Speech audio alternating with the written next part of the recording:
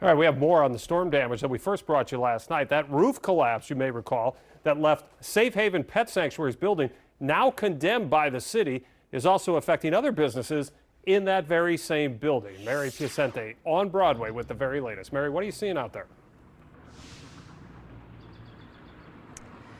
Chris, as you can see, the roof was damaged pretty bad, but Safe Haven put a call out to the community for help shortly after the storm.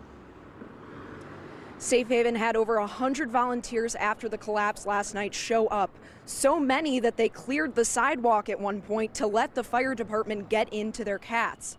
One cat is still believed to be in the building, and we just got word actually that one cat that was unaccounted for after the evacuation was found.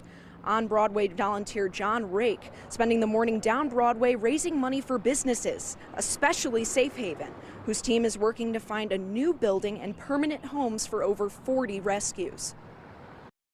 I was just so heart-stricken that animals were in danger, and we've got to do something to help the community with the businesses, and we'll just do the best we can.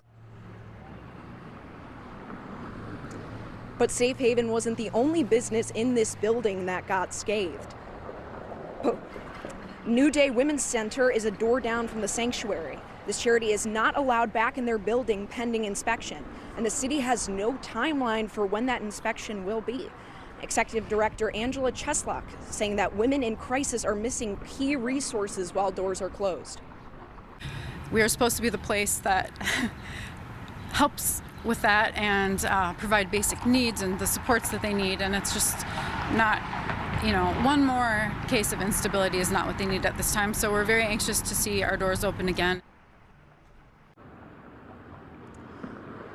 Colorbox Body Piercing, a door down, also had some water damage from the flooding, but they said that they'll be closed for the next few days for cleanup. And if you want to support New Day or Safe Haven, check out their Facebook. Safe Haven actually has a GoFundMe up right now. Cammie?